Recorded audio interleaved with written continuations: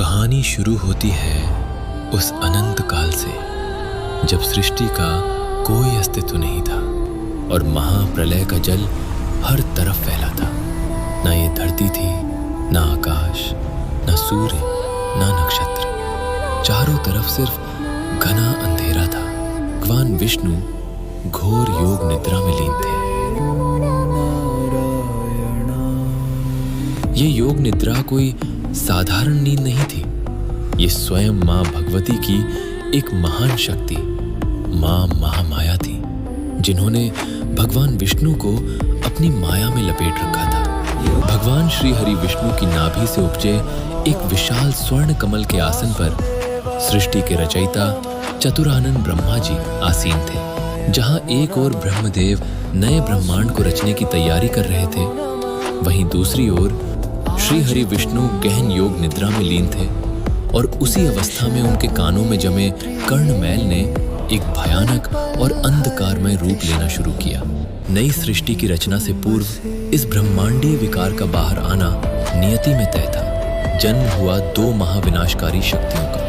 इन दो दानवों का नाम था मधु और कैटभ। इनका जन्म किसी माता के गर्भ से नहीं, विशुद्ध तमोगुण से जन्मा मधु, वहीं कैटभ की उत्पत्ति रजोगुण से हुई थी। इन दोनों का उस क्षण में प्रकट होने का एकमात्र उद्देश्य था सृष्टि के निर्माण को रोकना और विनाश का तांडव रचना। देवी भागवत पुराण बताता है कि जन्मने के बाद इन दोनों भाइयों ने समुद्र में हजारों साल तक घोर तपस्या की। उनकी इस कड़ी तपस्या से प्रसन्न होकर मां भगवती ने उन्हें इच्छा मृत्यु का वरदान दे दिया और कैटभ अहंकार से भर गए।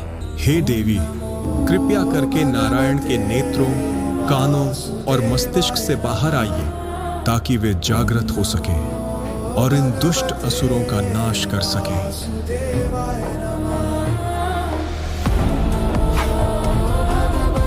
ब्रह्मदेव की इस स्तुति से प्रसन्न होकर मां योग निद्रा भगवान विष्णु के शरीर से बाहर आ गई।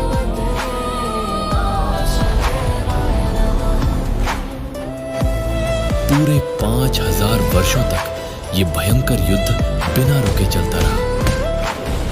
नारायण समझ गए थे कि जहां असीम बल और अमरता का वरदान हो, वहां शस्त्र नहीं बल्कि माया और बुद्धि का प्रहार करना होता है। देवी भागवत पुराण स्कंद 1 अध्याय 9 के अनुसार जब इस समस्या का कोई समाधान ना मिला तो श्री हरि विष्णु ने सृष्टि की मूल शक्ति मां महामाया का स्मरण किया।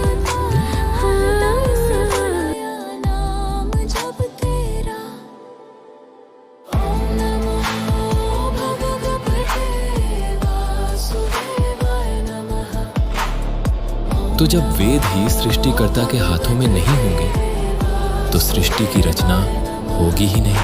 आदि शक्ति, जिनकी इच्छा से ही उनका अस्तित्व है, जिनके विधि का विधान कोई तोड़ सके, इतना सामर्थ्य किसी असुर में तो क्या, किसी देव में भी नहीं। संतुष्टि से पुष्टि कर लो, मेरी इन जांघों पर जल का कोई अंश नहीं है। अपने दिए हुए वरदान का मान रखो, अपने शीश मेरी इन जांघों पर रखो। अपने ही बुने हुए जाल और वरदान के आगे विवश होकर दोनों महाबली असुरों को अपने सिर भगवान नारायण की सूखी जांघों पर रखने पड़े।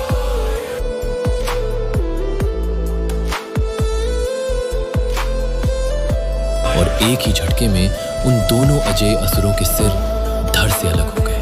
उन पर्वत के समान शरीरों से इतनी अधिक मात्रा में चर्बी निकली, जिसे संस्कृत में मेदा भी कहा जाता है, कि उसी मेदा के जमने से इस नई धरा का निर्माण हुआ। इसी कारण मेदा से बनी हमारी इस पृथ्वी को एक पवित्र नाम दिया गया, मेदिनी।